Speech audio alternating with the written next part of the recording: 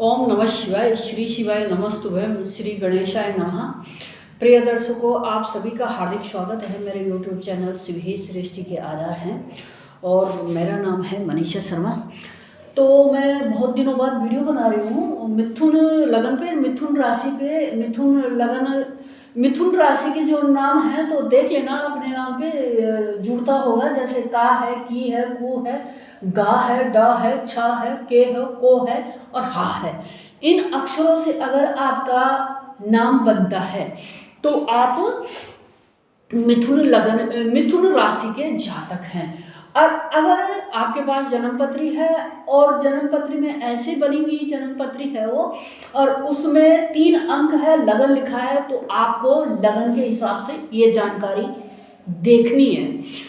अब क्या हुआ कि मैंने प्रिय दर्शकों को पिछली वीडियो बनाई थी मैंने लक्ष्मी नारायण राजयोग के ऊपर, ये भी लक्ष्मी नारायण राजयोग के ऊपर ही बना रही हूँ, मिथुन लगन और मिथुन राशि के जातकों और जातिकाओं के लिए। तो मैंने पिछली बार मीन राशि मीन लगन के जातकों के लिए वीडियो बनाया था और उस वीडियो में किसी व्यक्ति ने कमेंट कर दिया, दर्शक ने, कि भाई आप जब लगन से गोचर शुक्र कर रहे हैं, गोचर कर रहे हैं 28 जनवरी 2025 से, तो आप सस्तम भाव के फल क्यों दे रहे हो, माना सस्तम भाव के फल किस हिसाब से देते हो।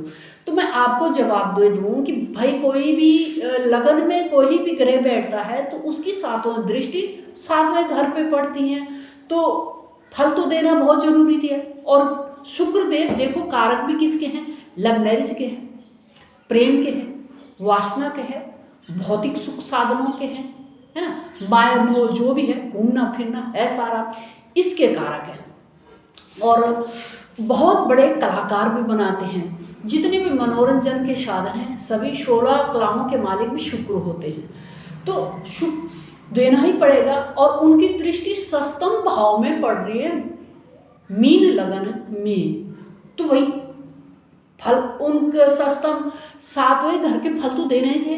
और 7वां घर वैवाहिक जीवन का है, यानी लाइफ पार्टनर का है और बिजनेस पार्टनर का है। तो उसमें मैंने अपनी जानकारी दी थी और आपने बोला कि ये सस्तम भाव की जानकारी क्यों दी, तो सस्तम भाव की जानकारी तो मैंने देनी थी। फिर आपने बोला कि आपने शुक्र ग्रह मीन लगन में 3रे घर का मालिक और 6वें घर का मालिक होता है, तो तुमने 6वें घर और 3रे घर का, आपका मतलब था कि 3रे घर और 6वें घर का फलादेश क्यों नहीं दिया।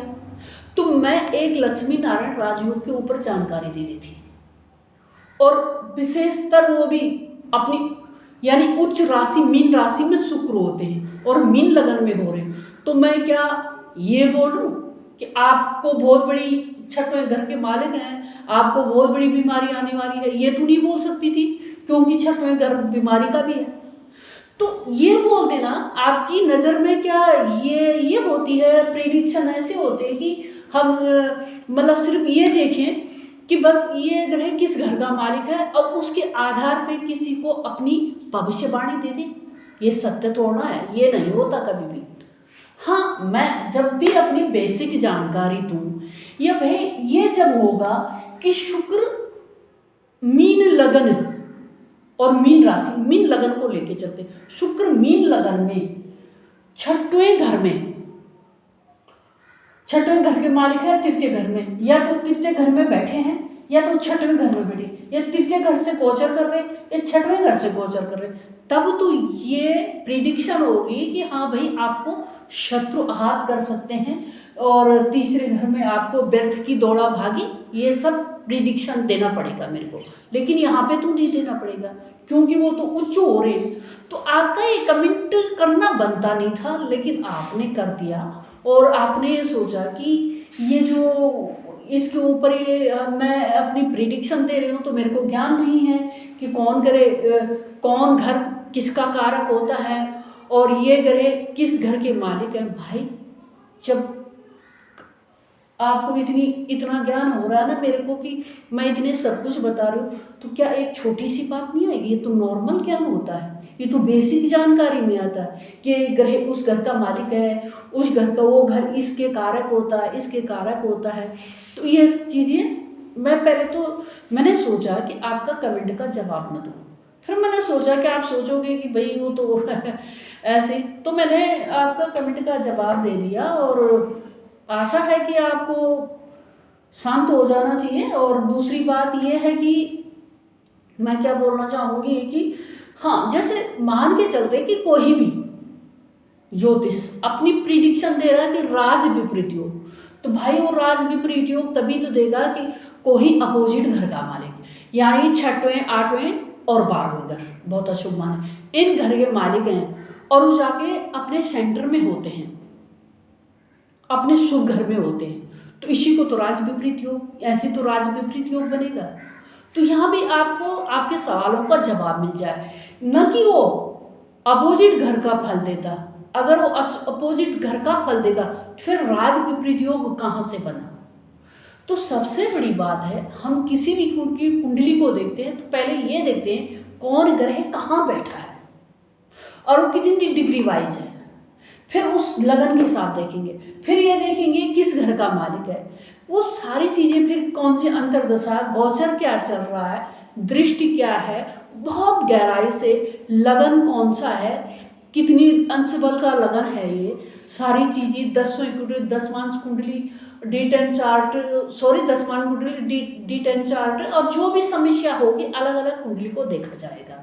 कोई भाई कालपुरुष की कुंडली है, D10 चार्ट है, नौमांश चार्ट है, द्वादश चार्ट है और त्रयांश चार्ट है, चतुर्थांश चार्ट है, ये बहुत लंबा प्रिडिक्शन होता है। ये सारी चीज़ें तब होती है जब कोई विशेष व्यक्ति पे परेशानी होती है, वो अपनी कुंडली लेके कहीं जाता है किसी ज्योतिष के पास, वो भी ज्योतिष को फिट जानकारी होगी तभी वो अपनी सटीक भविष्यवाणी। पर ये छोटी छोटी बातें आपने कमेंट में करी हैं मेरे लिए, तो कोई बात नहीं, मैं वैसे नाराज़ नहीं हूँ आपसे, कर लिया बोल लिया आपने, कोई बात नहीं है, पर मुझे देखो फॉलो करो और मैं आपका बहुत शुक्रिया अदा करती हूँ कि आप मुझे देखती हो, सबसे बड़ी बात है। जो मर्जी आए कोई बात नहीं, कमेंट करो, और जब भी मैं अपनी बेसिक जानकारी दूंगी, जन्मपत्री मतलब सिखाना देखना सिखाऊंगी, तो उसमें मैं सारी चीज़ें बताऊंगी क्लियर, फिर आपको पता हो जाए। और वैसे तो आप समझ रहे होंगे कि आप सोच रहे हैं कि मैं बहुत बड़ा जानकार हूँ, यही मान रहे हैं आप अपने आप को। तो मैंने मिथुन लगन पे जानकारी दे रही हूँ, तो ये लक्ष्मी नारायण राजयोग मिथुन राशि वालों और मिथुन लगन वालों आपके 10वें भाव में ये राजयोग डेवलप हो रहा है। और इस राजयोग का नाम मैं 2 प्रकार से ले रही हूँ, एक तो लक्ष्मी नारायण योग, लक्ष्मी नारायण राजयोग भी बोलूँगी, दूसरा मैं इसको नीच राज भंग योग भी बोल रही हूँ। क्यों बोल रही हूँ कि लक्ष्मी नारायण राजयोग तो इसलिए हो रहा है कि बुध और शुक्र मीन राशि में युक्त बना रहे हैं, मिथुन लगन वालों के लिए 10वें भाव में ये योग बना रहे हैं, जो 10वें भाव कर्म का होता है, का आपका जो कार्य करते हैं अपने रोजमर्रा की जिंदगी में, दैनिक जीवन में, उसका कारक है।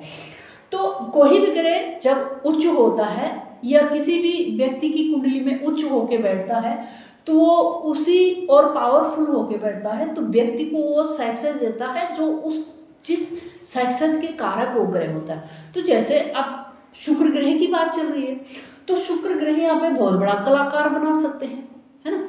तो शुक्र ग्रह जब भी किसी व्यक्ति का उच्च हो जाए, मीन राशि में हो जाए और अच्छे भाव से गोचर करे, तो सबसे पहले कलाकार बनाएंगे आपको, बहुत अच्छी गायनी, बहुत अच्छा डांसर, बहुत अच्छी पेंटिंग, बहुत अच्छी तरीके से, मतलब बहुत ऐसो आराम, फैशन, कपड़े, बहुत अच्छी आप ब्यूटी पार्लर, बहुत सुंदर दिखने में भी होंगे आप, अगर शुक्र ग्रह से प्रभावित कोई व्यक्ति होता है। पर मिथुन लगन और मिथुन राशि के जातकों के लिए देखो ये समय बहुत अच्छा है। बुध ग्रह के हिसाब से देखें तो भी अच्छा है और शुक्र ग्रह के हिसाब से देखें तो भी अच्छा है, और क्या विशेषतर आपके कार्य के लिए बहुत अच्छा है। तो यहाँ पे शुक्रदेव आपको अपने संबंधित कार्य दे देंगे। अगर आप कोई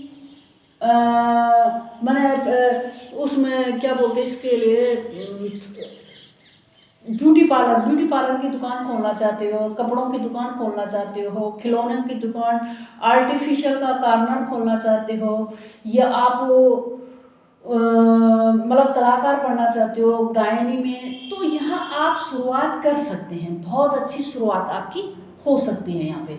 और जो भी बिजनेस करना चाहते हैं वो भी कर सकते हैं हाँ। और 27 फरवरी 2025 से तो आप एग्रीकल्चर में भी जाना चाहते हैं, जितना भी है आप फार्मेसी कोर्स करना चाहते हैं, कोई मेडिकल की दुकानें करना चाहते हैं, कोई आटा चावल रेस्टोरेंट कुछ भी ये खोलना चाह रहे हैं, तो आपके लिए चांस साग सब्जी की दुकानें, छोटी मोटी चीज़ें भी आपको बहुत अच्छी सूटेबल हैं।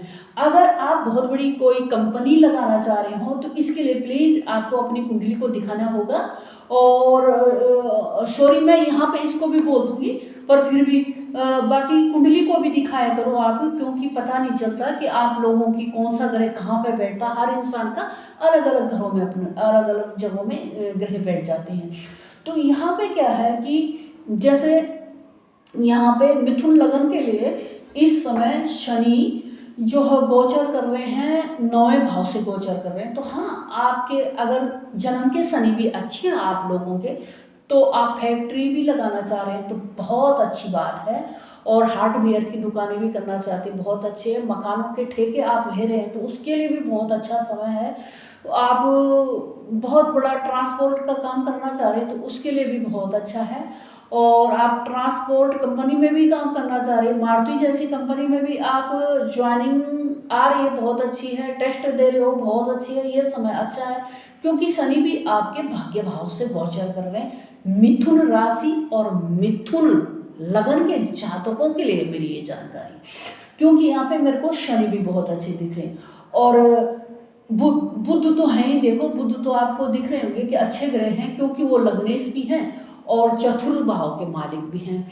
और यहाँ पे साथ ही साथ शुक्र भी अच्छे हैं, क्योंकि वो पंचम भाव से गोचर, पंचम भाव के मालिक हैं और द्वादश भाव के मालिक हैं। द्वादश भाव को तो इतना अच्छा भाव नहीं, इतना अच्छा स्थान नहीं माना गया, लेकिन फिर भी वो शुभ हैं।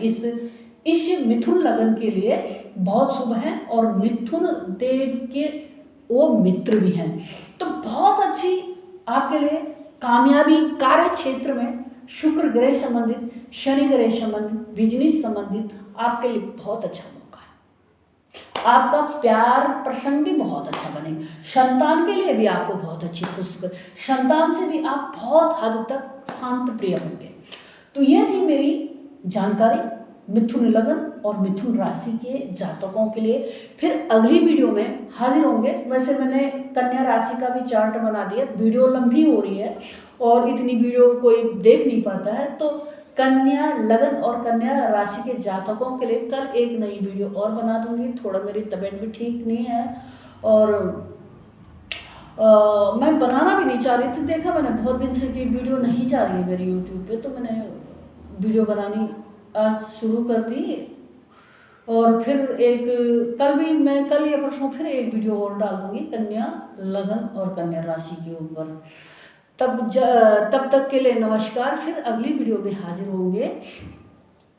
और अगर आप जेंट्स हैं तो अपना व्यक्तित्व ऐसे प्रस्तुत करो कि हर लेडीज आपके साथ में सुरक्षित महसूस करे। आप लेडीज हैं तो अपना व्यक्तित्व ऐसे प्रस्तुत करो कि हर जेंट्स आपको माँ और बहन का सम्मान दे। जय शिवाय, ओम नमः शिवाय, श्री शिवाय नमस्तुभ्यम। जय भारत, जय देवभूमि, जय केदारनाथ।